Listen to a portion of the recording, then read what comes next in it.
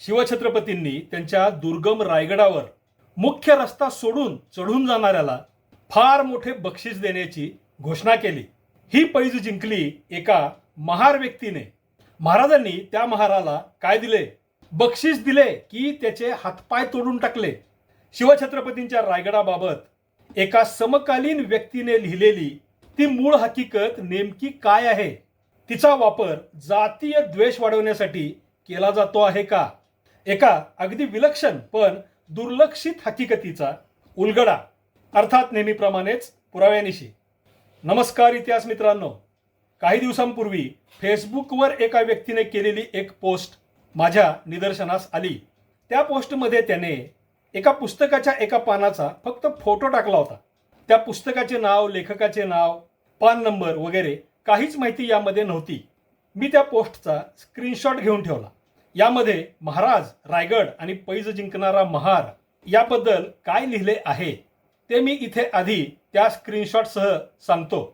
रायगडाची सर्व प्रकारची दुरुस्ती केल्यानंतर ठरवून दिलेल्या मार्गाखेरीज जो कुणी किल्ल्यावर जाऊन निशाण लावील त्यास सोन्याने भरलेली पिशवी व 100 होणांचे कडे बक्षीस देण्यात येईल असे छत्रपती शिवाजी महाराजांनी जाहीर केले होते। त्यानुसार एका धेडाने म्हणजे महाराने रायगडावर जाऊन निशाण लावले तर त्याला बक्षीस देण्याऐवजी त्याचे हातपाय तोडण्यात आले।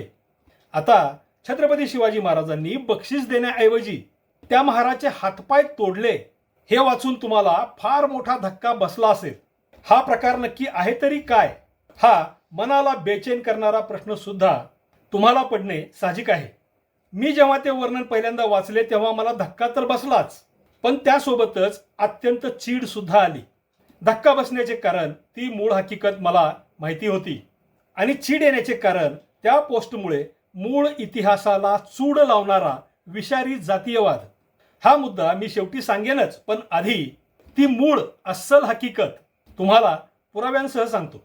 शिवराय, रायगड आणि महार या संबंधीची ती घटना लिहिली आहे शिवरायांना चांगले ओळखणाऱ्या त्या काळच्याच एका व्यक्तीने।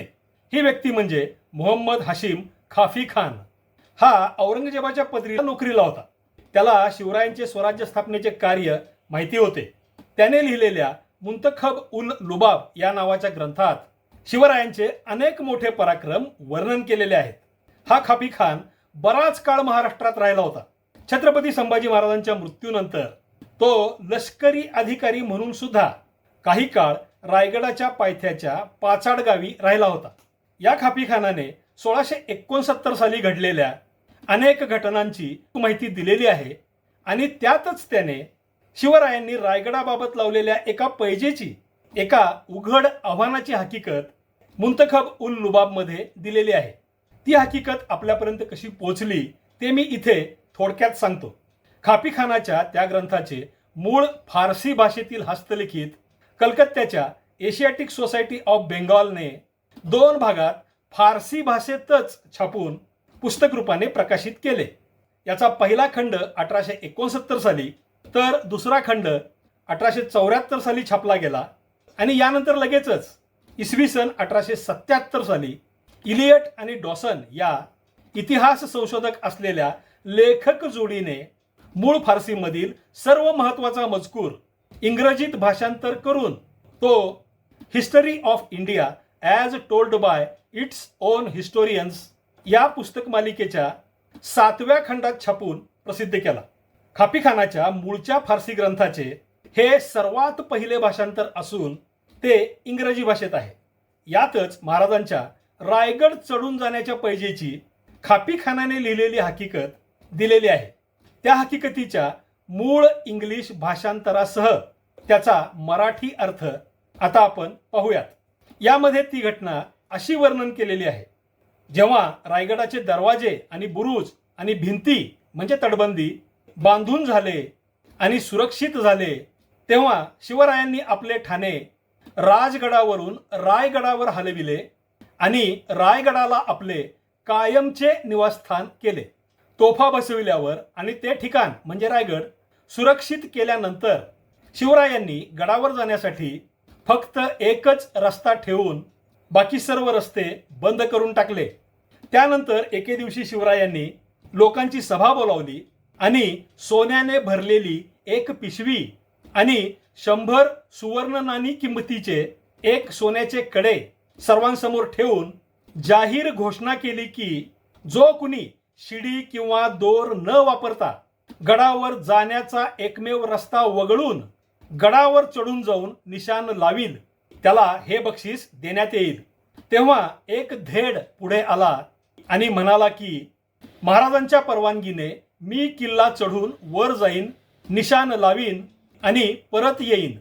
त्याप्रमाणे तो चढून वर गेला, तिथे निशाण लावले, ताबडतोब जल्दीने पुन्हा खाली आला आणि त्याने महाराजांकडे येऊन महाराजांना नमस्कार केला. शिवाजीराजांनी आज्ञा केली की ती पैशाची पिशवी आणि ते सोन्याचे कडे त्याला देण्यात यावे आणि त्याला मुक्त करण्यात यावे. आणि शिवरायांनी आज्ञा देऊन तो धेड ज्या वाटेने वर चढून गेला ती वाट बंद करून टाकली. ही आहे खापीखानाने लिहिलेली मूळ अस्सल हकीकत. आता या हकीकतीमधील महत्त्वाच्या बाबी उलगडून सांगतो आणि नंतर या आडून केला जाणारा जातीयवाद हा मुद्दा सांगतो.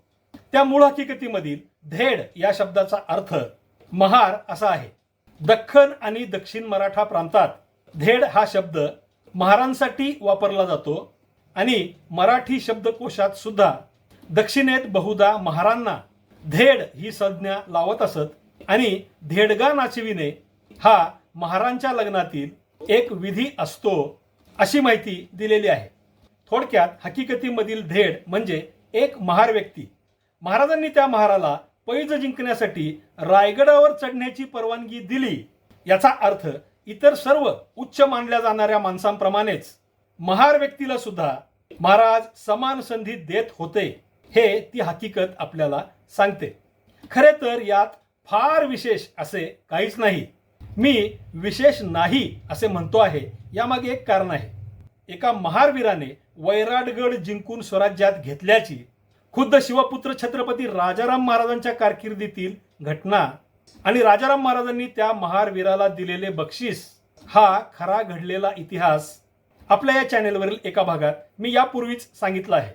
शंभूराजांचे पुत्र छत्रपती शाहू महाराज यांच्या कारकिर्दीत मराठेशाहीसाठी एक महत्त्वाचा किल्ला जिंकताना वीरगती पावलेला एक महारवीर, पानिपतच्या सुप्रसिद्ध रणसंग्रामात धारातीर्थी पडलेला एक महार लढवय्या आणि मराठेशाहीच्या इतिहासातील अनेक युद्धांमध्ये मराठ्यांच्या सैन्यातून लढत मोलाची कामगिरी करून बक्षिसे मिळवणारे महारवीर या सर्वांच्या शौर्यगाथा म्हणजे मराठ्यांच्या इतिहासाचा अविभाज्य असा भाग आहेत आणि त्याबद्दलची आवश्यक ती सर्व माहिती कागदपत्रांमधून उपलब्ध आहे.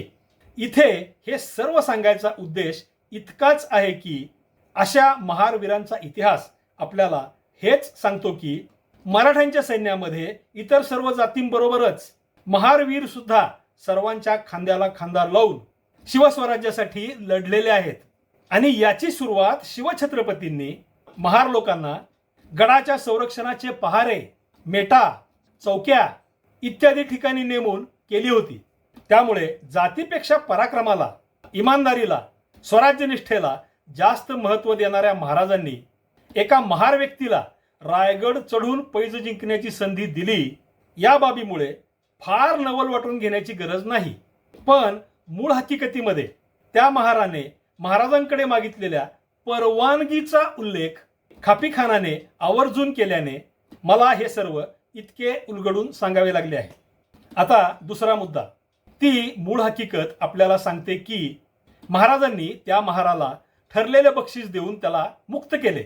यातील मुक्त केले म्हणजे दरबारातून रजा घेण्याची, निघून जाण्याची परवानगी दिली की त्या महाराची त्याच्या पारंपरिक जबाबदारीच्या सक्तीच्या कामातून मुक्तता केली हे काही मला सांगता येणार नाही. पण ते नाही कळले तरी त्यामुळे मूळ हकीकतीला काही फारसा फरक पडत नाही. खापीखानाच्या त्या मूळ फारसी मजकुराचे मी गुगल ट्रान्सलेट वापरून केलेले इंग्रजी भाषांतर त्या महाराच्या पायातील साखळ्या तोडून टाकल्या असे येते. यालाच आपण पाहिलेल्या इंग्रजी वर्णनात त्या महाराला मुक्त केले असे म्हटलेले दिसते. खापीखानाच्या त्या ग्रंथाचे संक्षिप्त मराठी भाषांतर 1941 साली शिवचरित्र वृत्तसंग्रह खंड 3 मध्ये छापण्यात आले. त्यामध्ये महाराजांनी ते बक्षीस त्यास देऊन त्याचे पाय कापून काढावेत म्हणून फरमावले असा मजकूर आहे. यामध्ये आधी बक्षीस दिले आणि नंतर पाय कापले असे जे म्हटलेले आहे तिथे काहीतरी गडबड झालेली आहे असे दिसते. पायातील साखळ्या कापण्याला पाय कापले असे म्हटले गेल्याचे दिसते आहे. त्यामुळे मूळ फारसीतील पायातील साखळ्या म्हणजे बेड्या तोडल्या हे मुक्त करण्यासाठी वापरलेले रूपक मला बरोबर वाटते. या कारणामुळे मी त्या मराठी भाषांतरापूर्वी 65 वर्षे आधी केलेले सर्वात पहिले इंग्रजी भाषांतर प्रमाण मांडलेले आहे. आता तिसरा आणि महत्त्वाचा मुद्दा. महाराजांनी ठरलेले बक्षीस त्या धाडसी आणि कुशल महाराला दिले ही मूळ हकीकत असताना आपण अगदी सुरुवातीला पाहिलेल्या मजकुरात महाराजांनी त्याला बक्षीस तर दिलेच नाही, उलट त्याचे हातपाय तोडले असे धडधडीत खोटे का लिहिले गेले आहे. हा असला विकृत प्रकार कशासाठी केला आहे.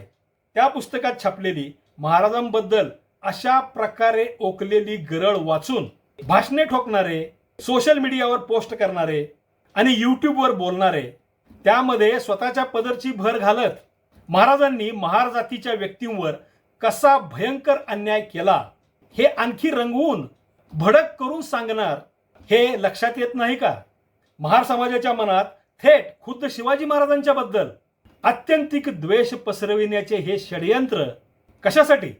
महाराजांच्या काळापासून ते थेट मराठेशाहीच्या अंतापर्यंत स्वराज्यासाठी लढलेला धाडसी, शूर आणि इमानदार असा महार समाज शिवाजी महाराजांच्या इतिहासातून तोडून बाजूला करण्याचा हा अगदी हीन दर्जाचा प्रकार नाही तर मग आणखी काय आहे.